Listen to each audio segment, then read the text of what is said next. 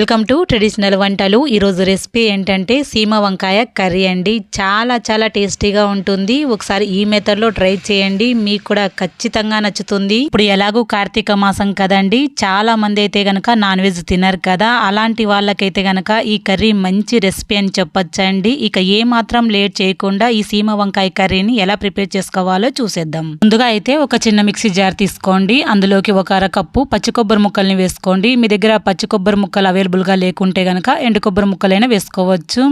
ఒక 5-6 వెల్లుల్లి రెబ్బలు, 2 ఇంచుల అల్లం ముక్కలు, ఒక అరకప్పు వేయించుకున్న పల్లీలు, గుప్పడు కొత్తిమీర, కొద్దిగా నీళ్లు పోసుకొని మెత్తని పేస్ట్ లాగా చేసుకొని ఈ పేస్ట్ అంతా కూడా పక్కన పెట్టేసుకోండి. నేనైతే 2 సీమ వంకాయలను తీసుకున్నానండి. మేమైతే వీటిని సీమ వంకాయలను అంటాము. మీరేమంటారో కమెంట్లో చెప్పండి. ఈ సీమ వంకాయలకి పైన ఉన్న లేయర్ మొత్తం పీల్చేయాలి. ఇలాగా సీమ వంకాయలకున్న పైన లేయర్ మొత్తం తీసేసిన తర్వాత మీకు నచ్చిన సైజులో కట్ చేసుకోండి. మరి చిన్న ముక్కలుగా కాకుండా, అలా అని మరీ పెద్ద ముక్కలుగా కాకుండా ఇలా కట్ చేసుకొని పక్కన పెట్టేసుకోండి. ఇప్పుడు స్టవ్ మీద ఒక గిన్నె పెట్టుకొని అందులోకి 3-4 టేబుల్ స్పూన్ల వరకు ఆయిల్ని వేసుకోండి. ఆయిల్ కొద్దిగా వేడైన తర్వాత 1 టీ స్పూన్ పోపు దినుసులు, ఒక అరకప్పు ఉల్లిపాయ ముక్కలు, 2 ఎండుమిర్చి, గుప్పడు కరివేపాకు, ఇలా ఇవన్నీ వేసుకున్నాక ఉల్లిపాయ ముక్కలన్నీ కాస్త దూరగా అయ్యేంత వరకు వేయించుకోవాలి. ఉల్లిపాయ ముక్కలన్నీ దూరగా అయ్యేంత వరకు వేయించుకున్నాక మనం ఇందాక కట్ చేసి పెట్టుకున్న సీమ వంకాయ ముక్కలు ఉన్నాయి కదండి, అవన్నీ కూడా వేసుకోవాలి.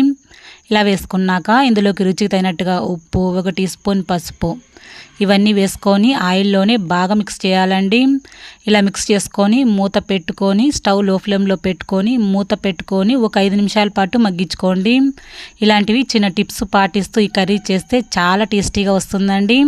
ఇలా 5 నిమిషాల పాటు మగ్గించుకున్నాక ఇదంతా ఒకసారి కలిసేట్టుగా బాగా కలుపుకోండి. ఇదంతా ఒకసారి కలుపుకున్నాక మనం ఇందాక గ్రైండ్ చేసి పెట్టుకున్న కొబ్బరి పేస్ట్ ఉంది కదా, అదంతా కూడా వేసుకోండి. తగినన్ని నీళ్లు పోసుకోండి. ఒక 2-3 కప్పుల వరకు నీళ్లు పోసుకోండి. ఎందుకంటే ఉడకడానికి టైం పడుతుంది కాబట్టి కొద్దిగా నీళ్ళు అనేది ఎక్కువగానే పడతాయి. 1 టేబుల్ స్పూన్ వరకు కారం వేసుకోండి. మీరు తినే కారాన్ని బట్టి కారం అనేది వేసుకోండి. 1 టీ స్పూన్ ధనియాల పొడి వేసుకొని ఇదంతా కలిసేట్టుగా బాగా కలుపుకున్నాక ఒక 2 సన్నగా కట్ చేసి పెట్టుకున్న టమోటా ముక్కల్ని వేసుకొని ఇదంతా కలిసేట్టుగా బాగా కలుపుకొని మూత పెట్టుకొని మెత్తగా ఇంతవరకు ఉడికించండి. ఇలా మెత్తగా ఉడికించుకున్నాక చివరిగా కొద్దిగా కొత్తిమీర వేసుకొని కలుపుకుంటే చాలా టేస్టీ అయిన సీమ వంకాయ కర్రీ రెడీ అయిపోతుంది. ఈ కర్రీ చపాతీలోకి, రైస్ లోకి, రాగి ముద్దలోకి ఎందులోకైనా కాంబినేషన్ గా సూపర్ గా ఉంటుందండి. ఒకసారి ఈ మెథడ్ లో ట్రై చేసి ఎలా కుదిరిందో మాకు కమెంట్ చేయండి. మన ఛానల్ ఎవరైనా చూస్తూ ఉంటే గనక ప్లీజ్ సబ్స్క్రైబ్ చేసుకోండి, లైక్ చేయండి, షేర్ చేయండి. మరొక న్యూ రెసిపీతో మళ్ళీ మీ ముందు ఉంటాను. Thanks for watching.